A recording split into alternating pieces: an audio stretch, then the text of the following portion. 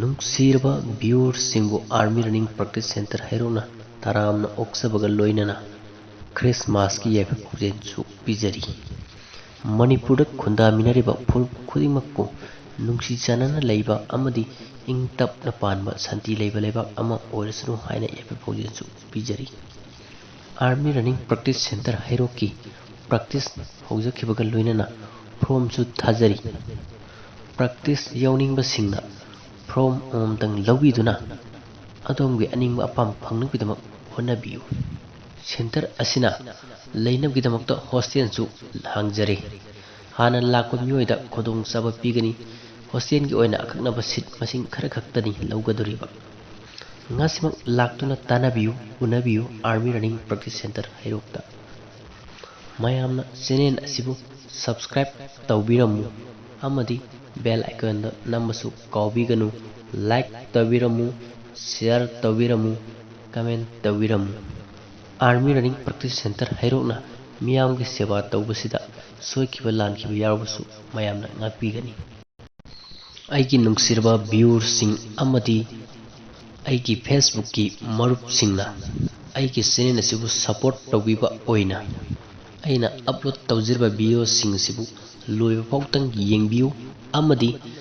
like tawbiramu subscribe tawdriba singna subscribe tawbiramu like tawbiramu comment tawbiramu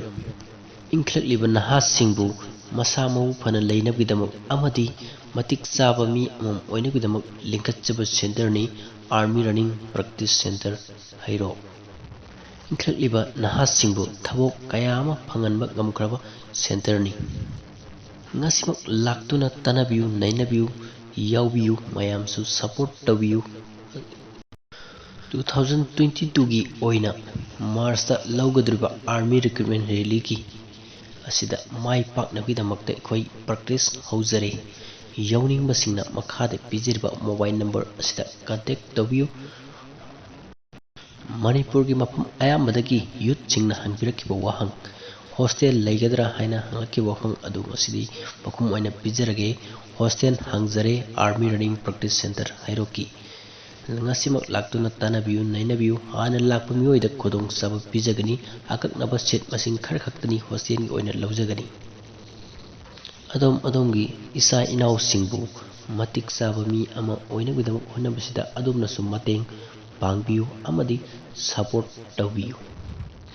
mayam gidamak laijare army running practice center hairo recruitment chatpagi gari gi oina awabasu laibiraganu mafam asida punamak contact tawduna laijare ngasimak lengsinbirau army running practice center hairo